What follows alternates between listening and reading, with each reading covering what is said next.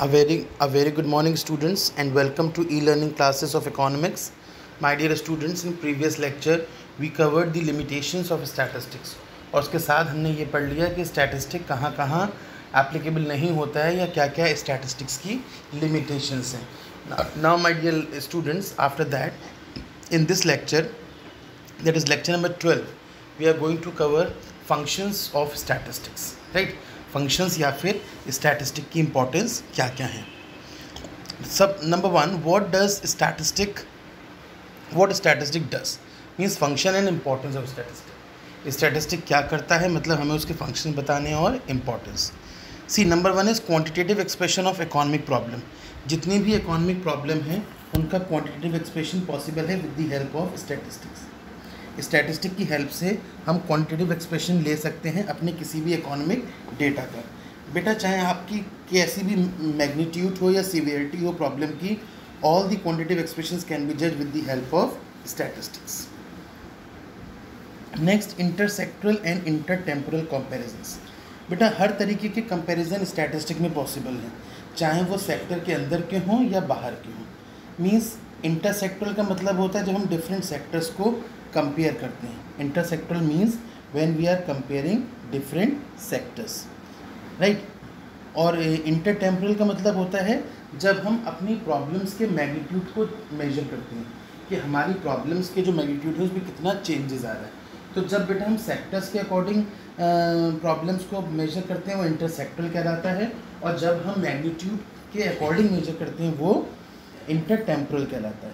इंटरसेक्टरल का एग्जांपल है जैसे आपको अनएम्प्लॉयमेंट की प्रॉब्लम देखनी है कि रूरल अर्बन एरिया में क्या प्रॉब्लम है अनएम्प्लॉयमेंट की, that is your इंटरसेक्टरल.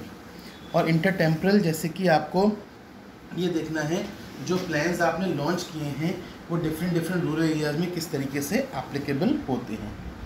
Third is your working out cause and effect relationship. बेटा, we know this thing very well that economics में क्या कॉजेज़ हैं और क्या उसके रिलेशनशिप में के इफ़ेक्ट्स हैं, वो सब किसकी वजह से होता है. It is all about statistic. तो स्टैटिस्टिक की हेल्प से हम प्रॉपर स्टडी कर सकते हैं regarding the cause and effect relationship कि what ever the relationship and what are the causes of the problems of economics की जो भी प्रॉब्लम्स होती हैं उसकी वजह से जो भी उसका इफ़ेक्ट होता है वो सब कुछ हम स्टैटिस्टिक में पढ़ सकते हैं. And it is easily clearly mention. जैसे कि स्टैटिस्टिक में हम ये पढ़ सकते हैं कि इकोनॉमिस्ट जो हैं उनको पता चला कि डिमांड कम हो रही है तो इन्वेस्टमेंट उसी तरीके से वो बढ़ा सकते हैं.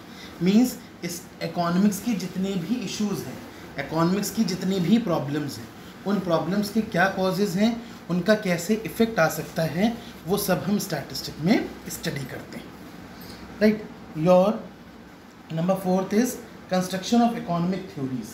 जितनी भी बेटा इकोनॉमिक थ्योरीज होती हैं, चाहे वो डिमांड की हो, प्राइस की हो, सप्लाई की हो, whatever the economic theories are, सारी इकोनॉमिक थ्योरीज का कंस्ट्रक्शन किसकी हेल्प से होता है. It is only with the help of statistic. Statistic allow us to have the proper construction of all the theories whatever taking place in economics. इसलिए जो economic theory होती है उसका भी स्टैटिस्टिक पार्ट होता है, राइट. नेक्स्ट है economic forecasting. बेटा देखिए, इकोनॉमिस्ट जो हैं वो फोरकास्ट करते हैं, ठीक है. वो सारा फोरकास्ट किसकी हेल्प से हो सकता है, that can only be with the help of statistical studies. Statistic की हेल्प से ही फोरकास्टिंग पॉसिबल है. अगर स्टैटिस्टिक ना हो then we are not able to forecast anything proper, क्योंकि सारी थ्योरी स्टैटिस्टिक के बेस पे चलती हैं, इसलिए सारी forecasting with the help of statistic he possible है. इसका एग्जाम्पल देखिए, जैसे अगर आपको प्राइस लेवल का बिहेवियर देखना है ओवर सेवरल ईयर, तो इकोनॉमिस्ट क्या करते हैं, स्टैटिस्टिकल फोरकास्ट करते हैं so that they can know the trend और pattern of the price level in the near future. Near future में क्या ट्रेंड या प्राइस लेवल होगा वो इजिली मेजर कर सकें with the help of statistic. Next, formulation of policies. जितनी भी पॉलिसीज़ बेटा फ्रेम होती हैं स्टैटिस्टिक में, इकोनॉमिक्स में, वो सारी policies with the help of economic statistic he frame की जाती हैं.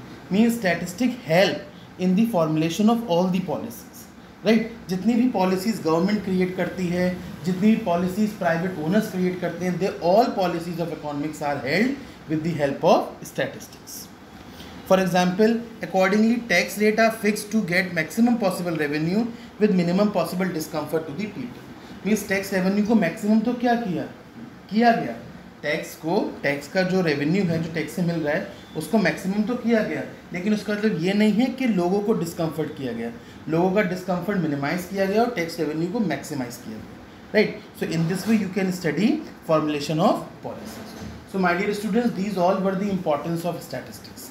ये सब स्टैटिस्टिक की इंपॉर्टेंस है या फंक्शंस हैं.